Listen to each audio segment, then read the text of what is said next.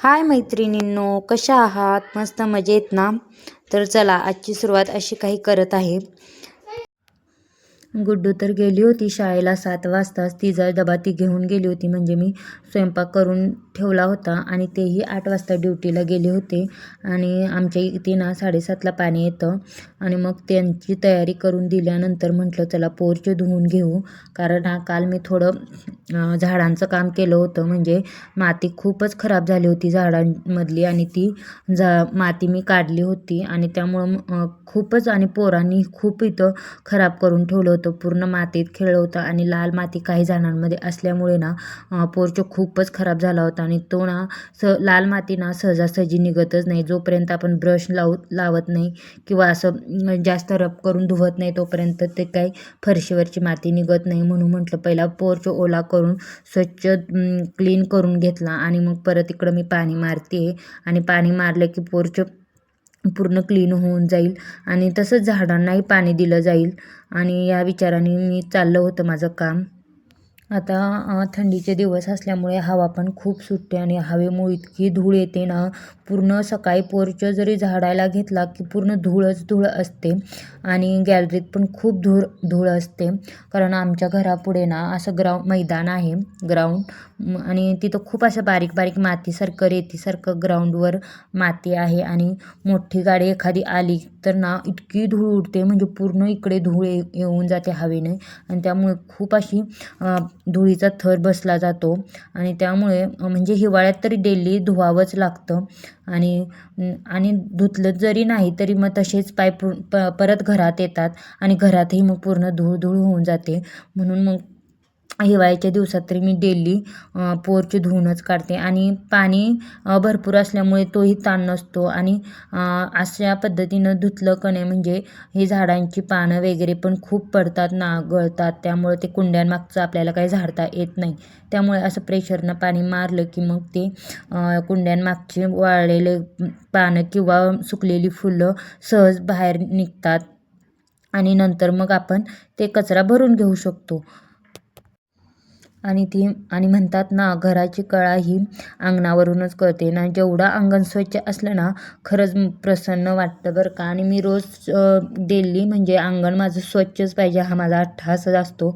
आणि मला ना ती सवयच होऊन गेली. मी इतर कामं ठेवते बाजूला आणि अंगण आणि आपलं पोर्च कायम क्लीन केलेलाच असला पाहिजे. म्हणजे जरी पाणी रोज मारायचं झालं नाही तरी पण मग झाडून स्वच्छ घेतलं तरी एकदम क्लीन होऊन जातं. आणि एक दिवस आड मी कायम पाणी मारतच राहते आणि त्यानिमित्तानं झाडांनाही पाणी दिलं जातं. आणि अशा पद्धतीने मी पाण्याने पूर्ण झाडंही धुवून घेते, म्हणजे झाडांच्या पानावर बसलेली धूळ निघून जाते आणि झाडंही तसे प्रसन्न दिसायला लागतात आणि हिरवीगार दिसायला लागतात. आणि ते बघून आपल्याही मनाला प्रसन्नता मिळून जाते. आणि हा पूर्ण पार्किंग एरिया इतका क्लीन झाला ना, खरंच बघूनच किती छान वाटतं ना. आणि ही झाडंही धुवून काढल्यामुळे म्हणजे पाणी मारल्यामुळे झाडांच्या पानांवर आणि ती पण इतकी हिरवीगार झालेली आहेत, असं एकदम प्रसन्न वाटतं मनाला ती झाडं बघितली की. आणि इकडे मी टब भरून ठेवलं आहे कपडे धुण्यासाठी, कारण ना आमच्याकडे खूप थंडी आहे. आणि थंडीत परत सावलीत कपडे धुवायचे म्हणजे आणि जरा थंडी वाजल्यासारखे वाटते. मग थोडंसं ऊन आलं की कपडे धुवून घेता येतील म्हणून मी टब भरून ठेवलेले आहेत. तसं मशीनही आहे, पण ना मशीनमधले कपडे जास्त मला आवडत नाहीत, म्हणजे मला स्वच्छ झाल्यासारखे वाटतच नाहीत. त्यामुळे शक्यतो मी जास्त हातानंच धुण्याचा प्रयत्न करते.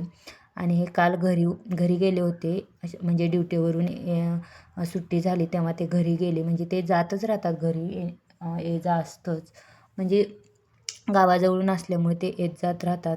आणि घरी येऊन हे आईंनी टॅमॅटो दिलेले आहेत. तसे हे टॅमॅटो आमच्या मळ्यातलेच आहेत.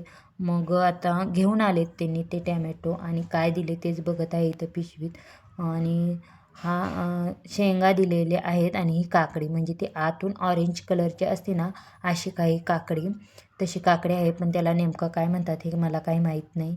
आणि ह्या अशा ओल्या शेंगा, ओल्या पण पूर्ण अशा म्हणता येणार नाहीत, थोड्या सुकलेल्याच होत्या, पण त्या होत्या शेंगा अशा ओलसर थोड्याशा. आणि आता ह्या शेंगा खास गुड्डूसाठी दिल्या असतील बरं का, कारण तिला इतक्या शेंगा आवडतात.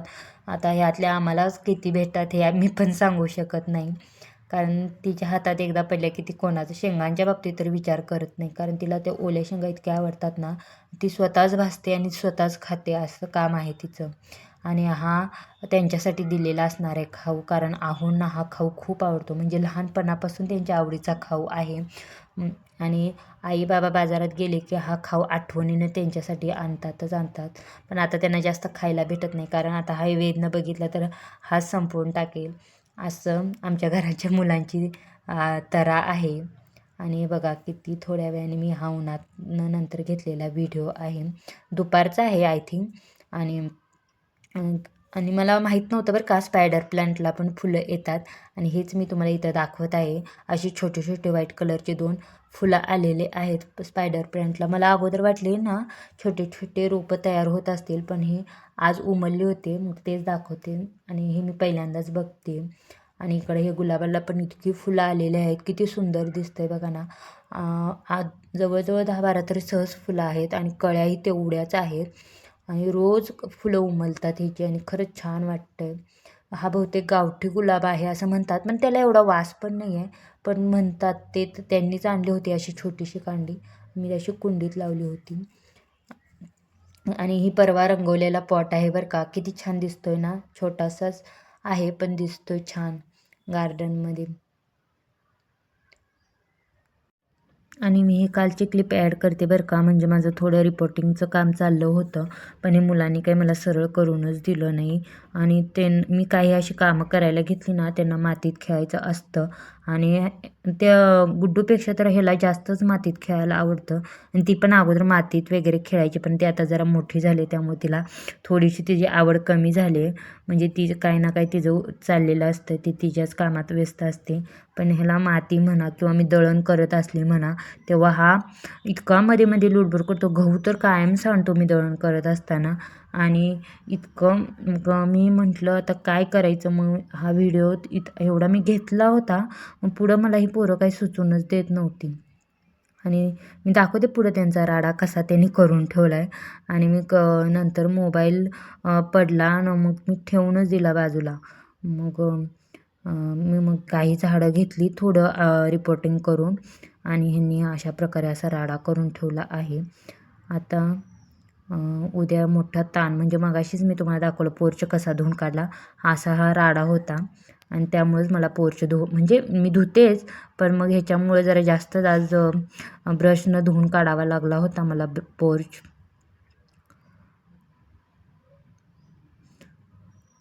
आता एवढं सगळं घाण तर झालंच होतं. म्हटलं जाऊ दे आता, मुलांना काय एन्जॉय करायचं ते करूनच घेऊ दे म्हटलं.